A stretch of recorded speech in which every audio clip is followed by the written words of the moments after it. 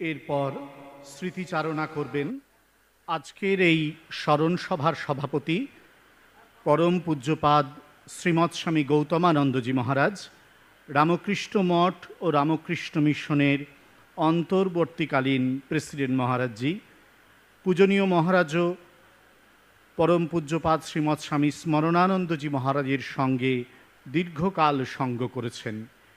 সভাপতির ভাষণে পূজনীয় মহারাজের কাছ থেকে এখন আমরা স্মৃতিচারণা শুনব।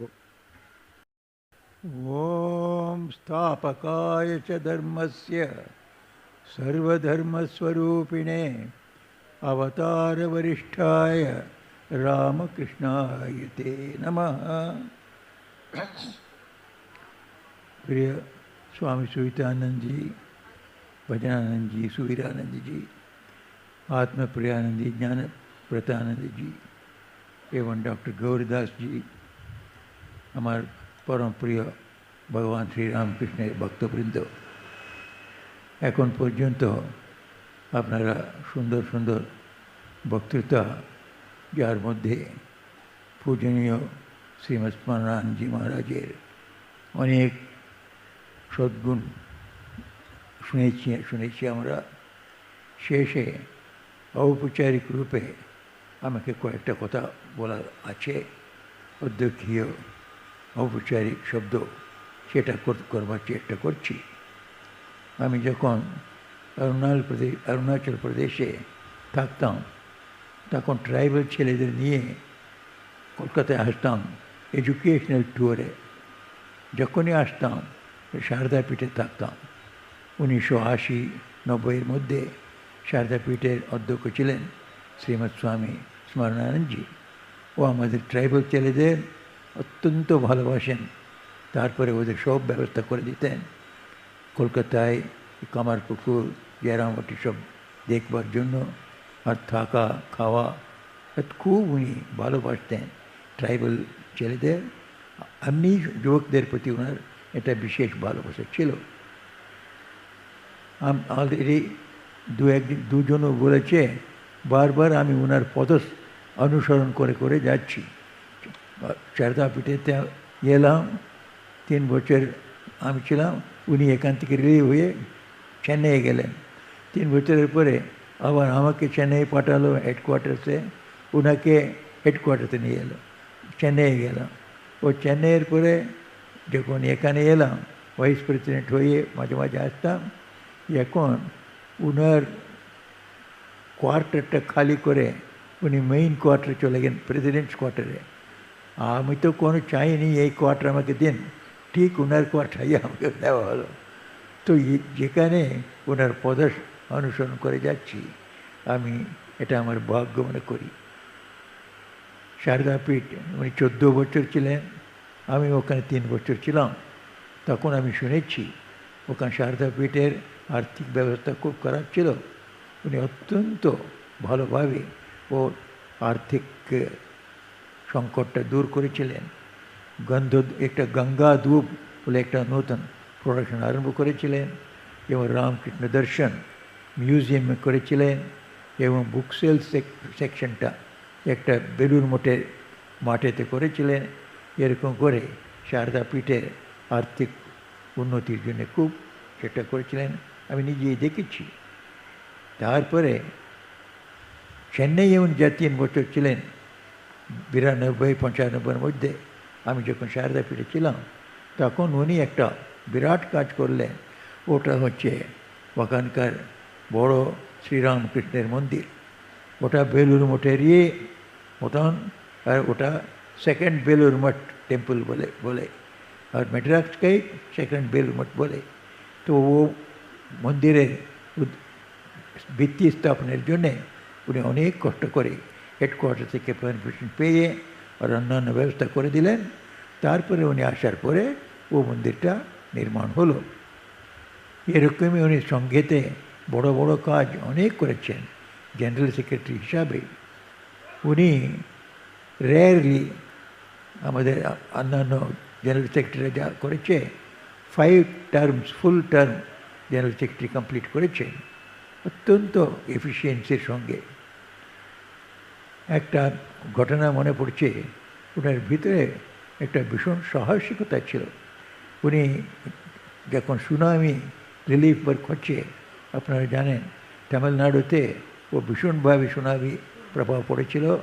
আমরা মঠ মিশন দিক থেকে সবচেয়ে বড় রিলিফ ওয়ার্ক 21 কারোড় টাকা খরচা করে হচ্ছিল।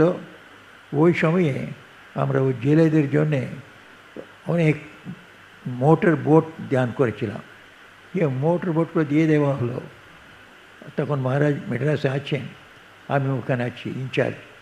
তখন ও জেলেদের মোটর বোট দিয়ে দেওয়া হয়ে গেছে, ওরা সমুদ্রেতে গিয়ে ও নিজেরাই মাছ ধরে আসতে পারে, ডিপ সি ফিশিং।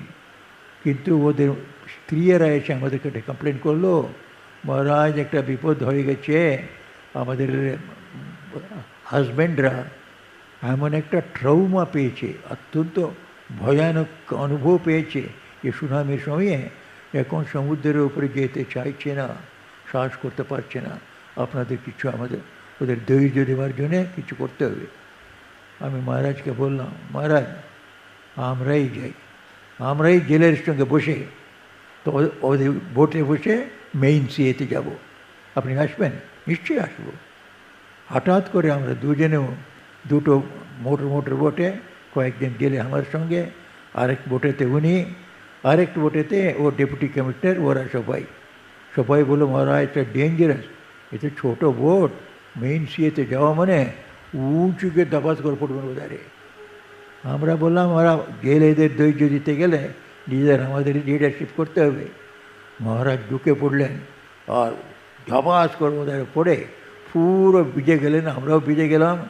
তারপরে ফটো তুলে পেপারে এমন লিখলো, এরকম একটা সাহস যে সাধুরা জেলের দিনে করেছে, এর চেয়ে আর কী চাই।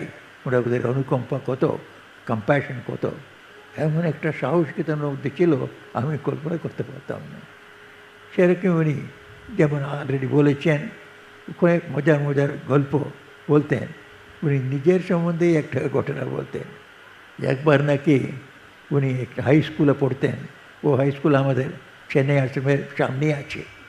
ও হাই স্কুলে উনি পড়ার সময়ে ও হাই স্কুলের একটা নিয়ম ছিল, সব ছেলেরা মাথায় ঠিক রিলিজিয়াস মার্ক, সেই ও হলে বৈষ্ণব ধরে আসবে, আর বৈষ্ণব বলে ওর নাম ধরে আসবে, এলে একে নিয়ে আসবে।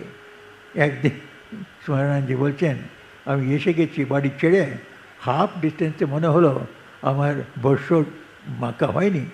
এখন খালি মাথায় গেলে তো টিচার ধরবে, কেন করলে না। তখন কি করব, পাশে আমার বন্ধু ছিল, ও বৈষ্ণব ছিল, ওর কাছে একটা মাটি, হোয়াইট মাটি, ও মাটি দিয়ে ও বৈষ্ণবের মার্ক লাগিয়ে দিলাম পাতায়। আমি চলে গেলাম, এখন তো কেউ দেখবে না, কিছু তো মার্কা তো আছে। তখন যাই ঢোকা, ওনার ক্লাস টিচারের সঙ্গে দেখা হয়ে গেল। উনি দেখেই বলছেন, কিরে কবে তুমি বৈষ্ণব হলে? এরকম অনেক গল্প বলতেন। এর দ্বারা উনি সাধারণ লোকের সঙ্গে মিশতে পারতেন। আমাদের সবাইদের উনি একটা ফ্রিডম, একটা বোধ করতে সাহায্য করতেন। এরকম অনেক মহান গল্প করতেন। ও সখাদের সঙ্গে যারা থাকতে ওদের একটা উৎসাহ দিতেন। এরকম ওনার ভিতরে স্পিরিচুয়াল ভ্যালিউস, যেটা শ্রীরামকৃষ্ণ বারে বলতেন, আধ্যাত্মিক জীবনটা হচ্ছে spiritual values of truthfulness, of purity, of নিঃস্বার্থতা। ঠাকুরমা স্বামীজির উপরে অপার গভীর শ্রদ্ধা আর শরণাগতি ভাব ওনার ভিতরে এমন ভরে ছিল, বাইরে দেখবার নেই। যারা কাছে থাকতো, এত সত্যতা ছিল, পবিত্রতা ছিল ওনার জীবনে, নিঃস্বার্থ ভাব ছিল, এবং ঠাকুরমা স্বামীজির উপরে অগাধ শ্রদ্ধা ছিল। এই গুণের জন্যে সবাইদের ওনার আকৃষ্ট হতো, আমরাও সেরকম আকৃষ্ট হয়েছি। এমন মহান সাধুকে, আমাদের 16th প্রেসিডেন্ট অফ দ্য অর্ডারকে আমাদের ভক্তিপূর্ণ শ্রদ্ধাঞ্জলি অর্পণ করি। জয় রামকৃষ্ণ। ওম শান্তি শান্তি শান্তি। পরম পূজ্যপাদ শ্রীমৎ স্বামী স্মরণানন্দজি মহারাজের মহাসমাধি উপলক্ষে স্মরণ সভা এখানেই শেষ হলো। আমরা শেষ করব সমবেত জয়ধ্বনির মাধ্যমে। जय श्री गुरु महाराज जी की जय। जय महामाई की जय। जय स्वामी जी महाराज जी की जय। जय गंगा